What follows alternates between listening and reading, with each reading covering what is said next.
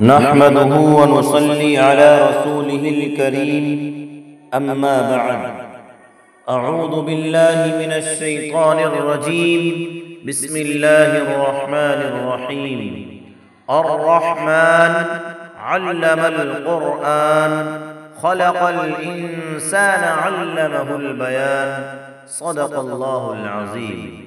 मुहतरम सामिईन, आज मैं आपके सामने कुरान करीम के मुताल्लिक़ चंद अहम बातें करने की कोशिश करूँगा।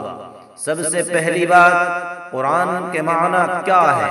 कुरान के माना है पढ़े जाने वाली किताब, जिसको सबसे ज़्यादा पढ़ा जाए। कुरान करीम वो मुक़द्दस किताब है जिसको इस दुनिया में जितना पढ़ा जाता है, पूरी दुनिया में इससे ज़्यादा कोई और किताब नहीं पढ़ी जाती। ये कुरान दिन में भी पढ़ा जाता है, रात में भी पढ़ा जाता है। ये कुरान करीम सुबह में भी पढ़ा जाता है, शाम में भी पढ़ा जाता है। ये कुरान मकान में भी पढ़ा जाता है, दुकान में भी पढ़ा जाता है। ये कुरान करीम बच्चे भी पढ़ते हैं, बूढ़े भी पढ़ते हैं। ये कुरान करीम मर्द भी पढ़ते हैं, औरतें भी पढ़ती है। ये कुरान करीम मस्जिद में भी पढ़ा जाता है, स्कूल और कॉलेजों में भी पढ़ा जाता है। ये कुरान करीम मदरसों में भी पढ़ा जाता है, बाजारों में भी पढ़ा जाता है। ये कुरान करीम मस्जिदों में और कॉलेजों में भी पढ़ा जाता है। इसलिए कुरान के माना आते हैं सबसे ज्यादा पढ़ी जाने वाली किताब। यह कुरान करीम कोई ऐसे कानून की किताब नहीं है कि इसकी जब जरूरत पड़ी वकीलों की तरह इसको उठाया और फिर देखकर अलमारी में सजा करके रख दिया, बल्कि ये वो मुक़द्दस किताब है जिसको पढ़ना भी सवाब है, जिसको पढ़ाना भी सवाब है, जिसको सुनना भी सवाब है, जिसको सुनाना भी सवाब है, जिसको समझकर पढ़ना सबसे ज्यादा सवाब है और बगैर समझे पढ़ना भी सवाब है, जिसको चूमना भी सवाब है, जिस पर अमल करना सबसे बड़ा सवाब है।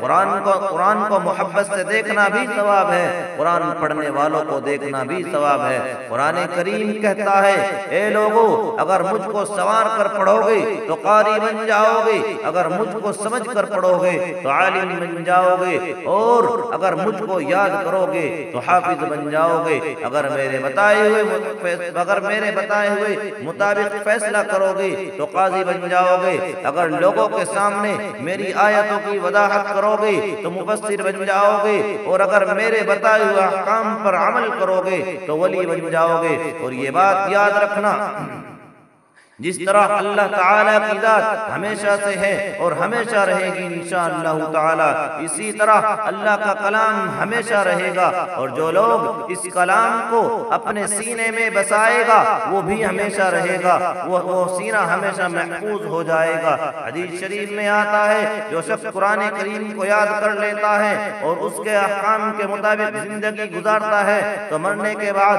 कब्र में उसकी लाश नहीं सड़ेगी और ना ही उसको कब्र का अज़ाब होगा, बल्कि उस हाफिज कुरान की बरकत से अल्लाह रब्बुल आलमीन उसके आसपास के साथ कब्र वालों से अपना अज़ाब हटा लेता है। यहाँ तक कि अगर हाफिज कुरान के वालिदैन मुशरिक और काफिर हो तो भी उसके हाफिज कुरान की बरकत से उसके वालिदैन